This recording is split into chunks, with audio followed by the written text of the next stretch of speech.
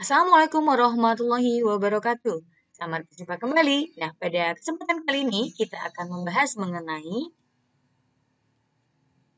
kelarutan.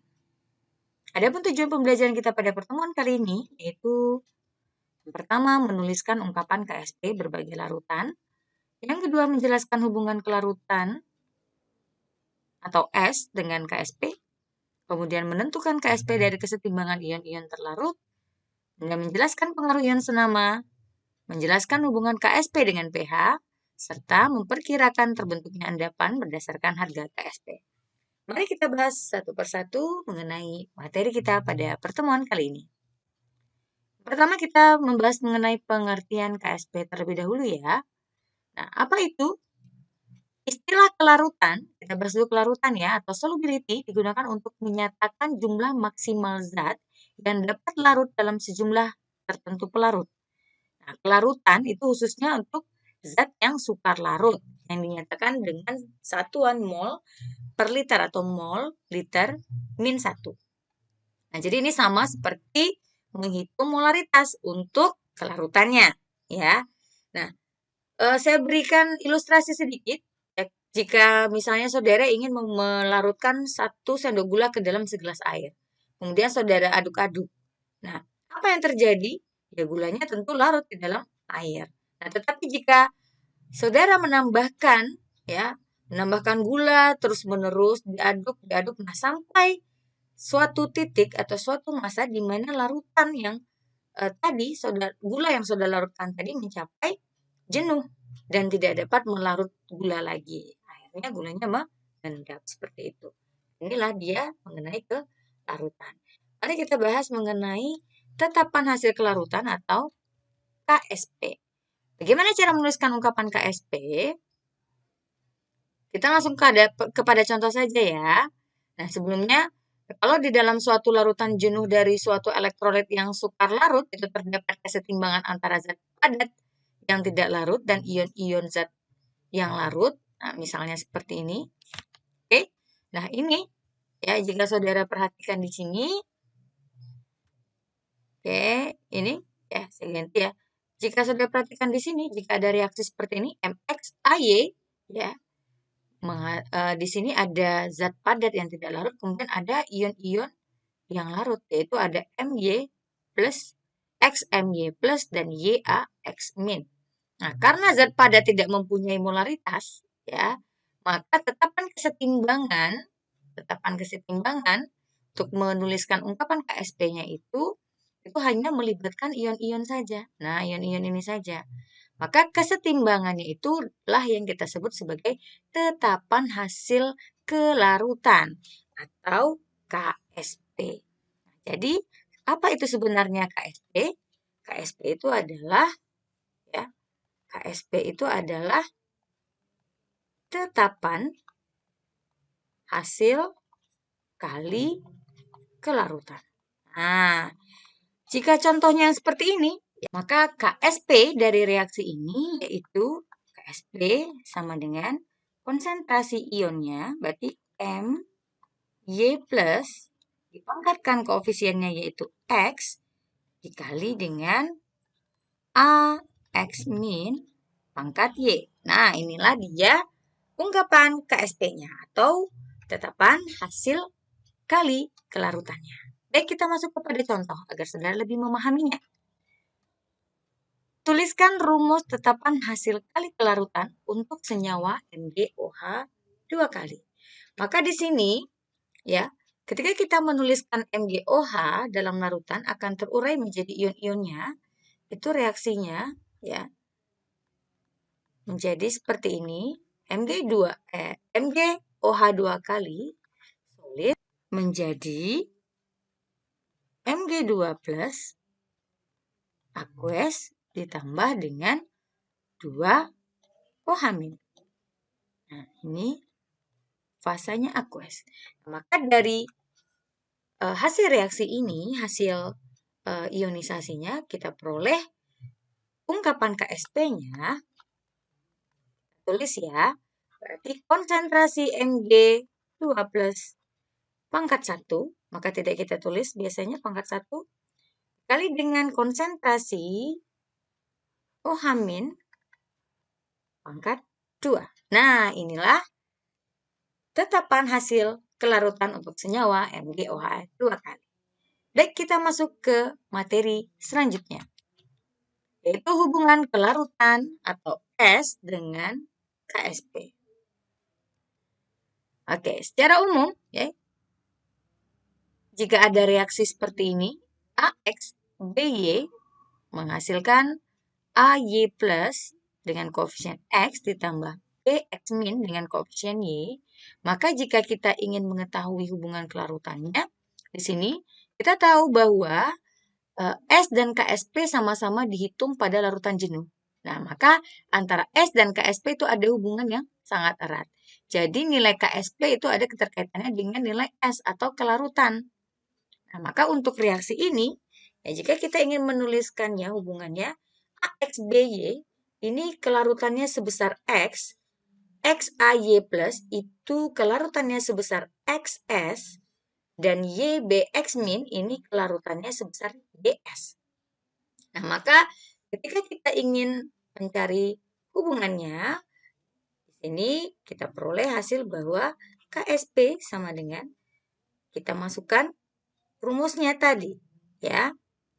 Kita masukkan di sini menjadi konsentrasi A Y plus dipangkatkan X dikali dengan BX min dipangkatkan Y. Maka di sini jadinya apa? Kita masukkan ke sini AX A pangkat Y plus itu kan sebesar XS kelarutannya. Dipangkatkan dengan X. Maka di sini BX min kelarutannya sebesar YS dipangkatkan Y. Sehingga hasilnya apa? Maka kita peroleh, ya, secara umum hubungan kelarutan S dan KSP itu diperoleh hubungan seperti ini. Itu X, jadinya seperti ini ya, X dipangkatkan X. Oke. Y dipangkatkan Y. Kita gabung ya. S-nya kan ini sama-sama ada S, di sini sama-sama ada S. Maka di sini jadinya apa? S pangkat jika dikali, maka pangkat dijumlah. Gitu ya. Masih ingat persamaan matematisnya? Jika dikali, maka pangkat dijumlah. Jika bilangan pokoknya sama.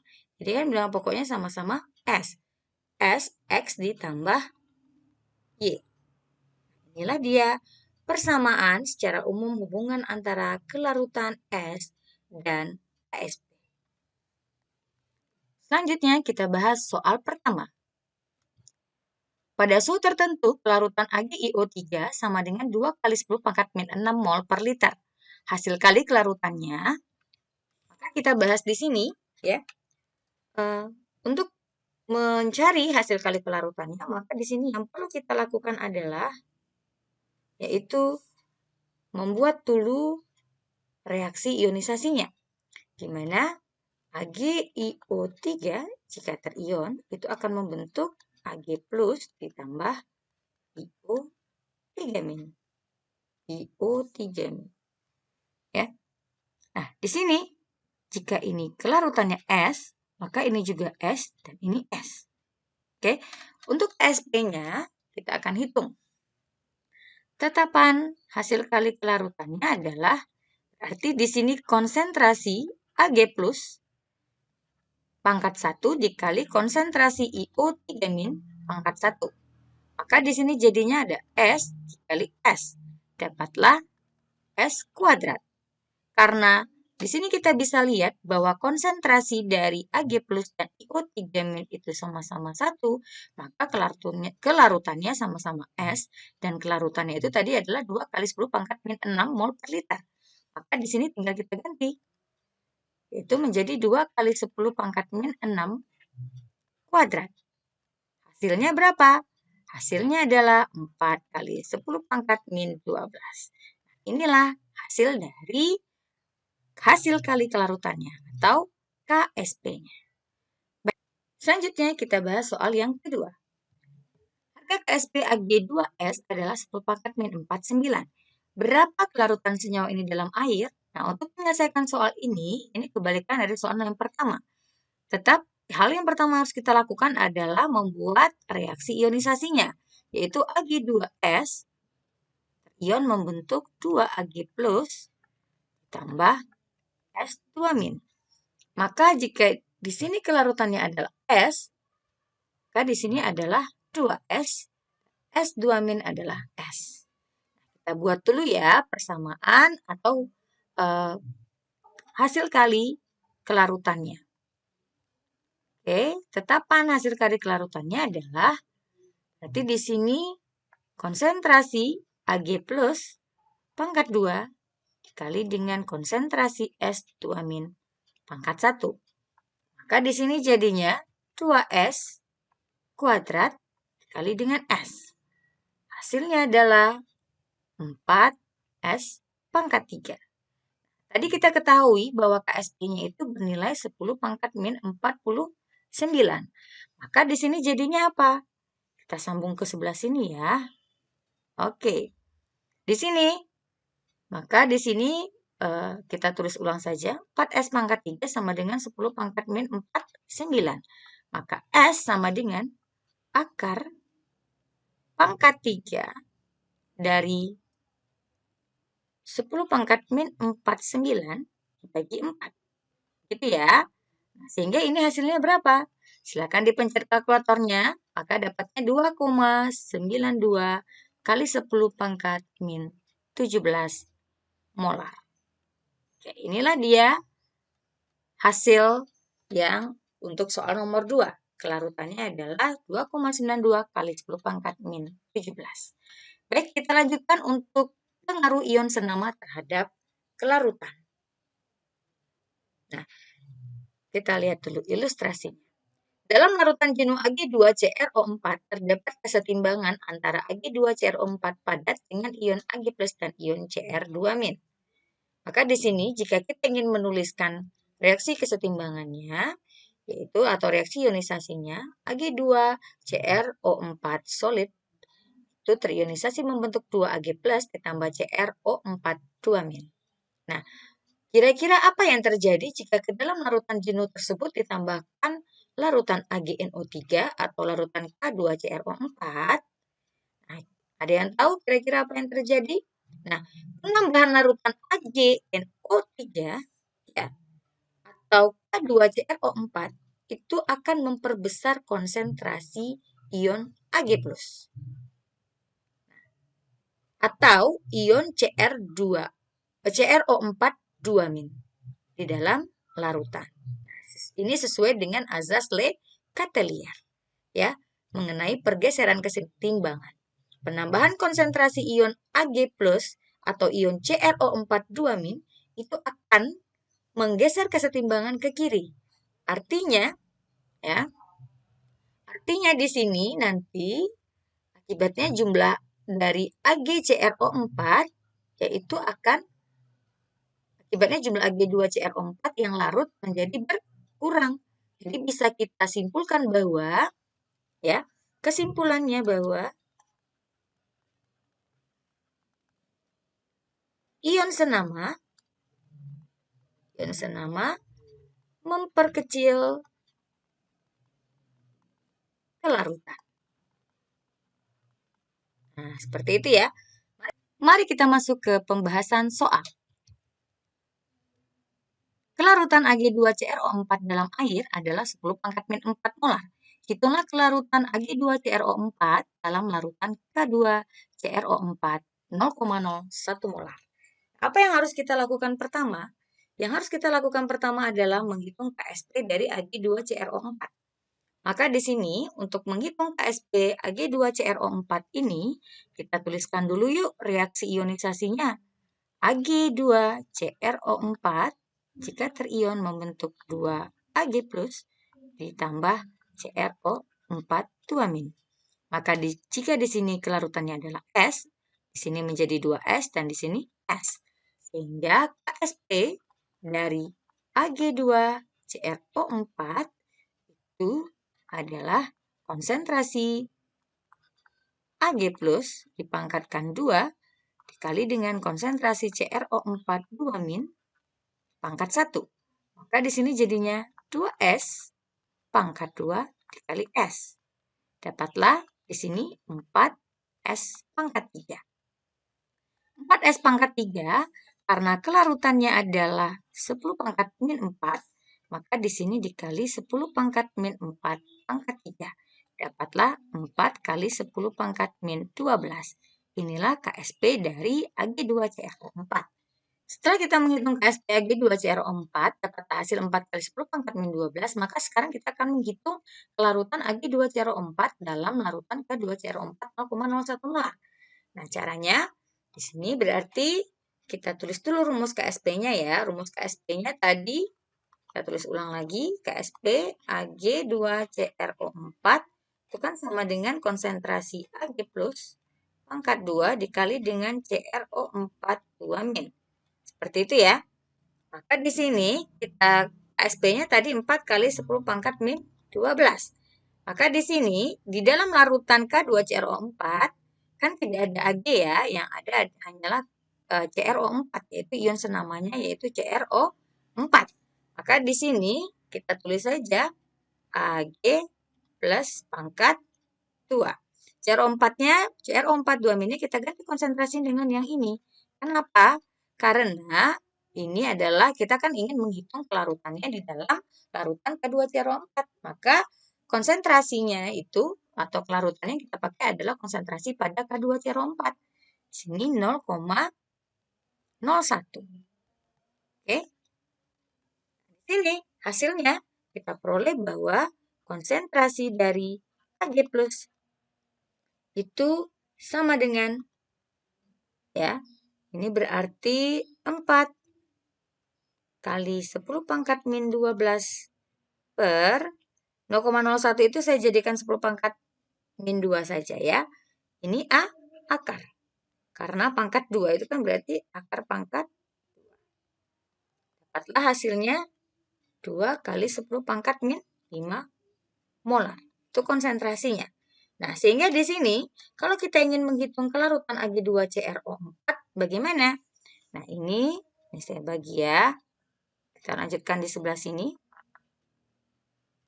Oke. Kita tahu bahwa Ag2CrO4 itu jika terion tadi dia ada ionnya 2Ag plus ditambah dengan CrO4 2 min. Seperti ini ya. Nah, kalau kelarutan Ag2CrO4 berapa? Berarti Ag2CrO4-nya ya, S dari Ag2CrO4-nya itu berarti setengah. Kenapa setengah? Karena koefisiennya ini 1 dibandingkan dengan yang Ag plus yaitu 2, maka setengah dikali 2 kali 10 pangkat min 5. Hasilnya adalah 10 pangkat min 5. Jadi kesimpulannya apa? Molar ya. Jadi kesimpulannya itu adalah kelarutan Ag2CrO4 dalam K2CrO4 adalah 10 pangkat min 5 molar. Nah, ini dia. Baik, kita lanjutkan untuk pembahasan berikutnya, yaitu hubungan KSP dan pH. Kita lihat ilustrasinya ya. Nah, hubungan harga pH sering digunakan untuk menghitung KSP suatu basa yang sukar larut. Sebaliknya, harga KSP suatu basa dapat digunakan untuk menentukan pH suatu larutan. Nah, kita langsung ke contoh saja. Contoh soalnya, jika larutan MgCl2 0,3 molar ditetesi larutan NaOH, pada pH berapakah endapan MgOH 2 kali mulai terbentuk? Jika diketahui KSP MgOH 2 kali sama dengan 3 kali 10 pangkat min 11. Maka hal yang perlu kita lakukan di sini adalah kita buat dulu ionisasinya seperti biasa. Maka di sini MgOH itu jika terionisasi membentuk MgOH 2 kali ya. Mg2 plus ditambah 2OH min. Maka di sini kalau kita mau menulis rumus KSP-nya, maka KSP dari MgOH 2 kali itu adalah konsentrasi Mg2 plus dikali dengan konsentrasi OH min pangkat 2. Maka KSP MgOH 2 kali yaitu sebesar 3 kali 10 pangkat min 11. Nah, sedangkan M2 plusnya, Mg2 plusnya yaitu sebesar 0,3. Yaitu 3 kali 10 pangkat min 1. Nah, untuk konsentrasi OH-nya, ini yang akan kita gunakan dalam menghitung pH-nya kuadrat. Maka di sini jadinya apa? Konsentrasi OH- kuadrat itu sama dengan 3 kali 10 pangkat min 11 bagi dengan 3 kali 10 pangkat min 1. Maka ini hasilnya adalah 3 kali 10 pangkat min 10. Maka konsentrasi OH-nya, ya berarti ini kan ini akar ya. Oh, kok 3? 3-nya hilang ya. Mohon maaf, di sini 3 hilang. Kenapa? Karena sudah kita coret. Tinggal 10 pangkat min 10. Kita hapus dulu ya. Kita hapus dulu ini. Oke. Sekalian ininya kita hapus deh. Oke, di sini kita berarti konsentrasi OH-nya adalah 10 pangkat min 10 sama dengan 10 pangkat min 5. Ini untuk konsentrasi OH-nya. Maka berapa pH-nya? Untuk basa, hal yang pertama kita hitung adalah pOH-nya dulu. pOH itu sama dengan min log konsentrasi OH-. Maka di sini dapatnya min log 10 pangkat min 5. Dapatlah pOH-nya sama dengan 5. Maka, ini saya sambung ke sini ya, pH-nya sama dengan 14 dikurang pOH. Dapatlah 14 dikurang 5 sama dengan 9. Nah, inilah dia pH endapan MgOH 2 kali mulai terbentuk. Baik, kita lanjutkan ke berikutnya, yaitu memprediksi terbentuknya endapan. Oke, kita lihat dulu ilustrasinya. Harga KSP suatu elektrolit dapat dipergunakan untuk memisahkan 2 atau lebih larutan yang bercampur dengan cara pengendapan. Oke, misalnya pada larutan jenuh Ma berlaku persamaan KSP M plus, konsentrasi M plus dikali konsentrasi amin. Maka di sini jika M plus konsentrasi hasil kali konsentrasinya itu lebih kecil dari KSP, maka larutan itu dikatakan belum jenuh atau tidak terjadi endapan. Jika hasil kali kelarutannya sama dengan KSP, maka larutan tepat jenuh atau masih tetap tidak terjadi endapan. Jika hasil kali kelarutannya lebih besar daripada KSP, maka larutan lewat jenuh atau terjadi endapan. Untuk saudara lebih memahaminya, kita lihat soalnya ya. Baik, jika dalam suatu larutan terkandung PbNO3 2 kali 0,05 molar dan HCl 0,05 molar, dapatkah terjadi endapan PbCl2? Nah, KSP-nya PbCl2 itu adalah 6,25 kali 10 pangkat min 5. Nah, bagaimana cara kita menyelesaikan ini? Maka kita lihat dulu, kita cari dulu di sini konsentrasi Pb berapa kira-kira? Konsentrasi Pb2 plus, ya. Konsentrasi Pb2 plus itu sama dengan 0,05 molar. Ya kan? Nah, maka di sini konsentrasi Cl- berapa? Cl- juga di sini sama-sama 0,05. Cl dari sini, Pb dari sini ya. 0,05 molar. Maka di sini kalau kita menghitung hasil kali kelarutannya, Pb2 plus itu dikali dengan Cl-, maka kan di sini hasilnya, oh ini Cl-nya karena PbCl2, ya, kita buat dulu PbCl2 jika terion membentuk Pb2 plus ditambah 2 Cl- ya. Maka di sini Cl-nya dipangkatkan 2 karena kita ingin mengetahui apakah terdapat endapan PbCl2. Maka di sini Cl-nya pangkat 2. Sini hasilnya bagaimana? Berarti 0,05 dikali dengan konsentrasi 0,05 pangkat 2. Ya, hasilnya 0,05 dikali dengan 0, ini kalau mau kita buat lebih mudahnya, ya, ini saya hapus dulu ya. Kita langsung buat dia dalam bentuk bilangan berpangkat saja. Oke, buat dalam bentuk bilangan berpangkat saja biar lebih mudah. Maka di sini 5 kali 10 pangkat min 2 dikali dengan 5. Ini kan berarti 5 kuadrat kan berarti ini 5 kali 10 pangkat min 2 kuadrat. Kita giniin aja dulu ya. Maka 5 kali 10 pangkat min 2 itu dikali dengan 25 kali 10 pangkat min 4. Kan begitu? Maka jadinya 5 kali 25 berapa? 125 kali 10 pangkat min 6. Nah, maka di sini karena ini pangkat min 5 supaya kita lebih mudah untuk membandingkannya, maka ini kita ganti dengan pangkat min 5 ya. Kalau kita ganti dengan pangkat min 5 berarti 12,5 kali 10 pangkat min 5. Jika kita buat ya perbandingannya, konsentrasi PB, hasil kali konsentrasi PB2 plus dikali dengan hasil kali konsentrasi Cl min pangkat 2, itu kan jika kita bandingkan dengan KSP, ya, kita lihat di sini 12,5 kali 10 pangkat min 5. KSP-nya 6,25 kali 10 pangkat min 5. Kira-kira lebih besar atau lebih kecil? Lebih besar. Maka karena dia lebih besar, artinya PbCl2 dalam larutan itu mengendap.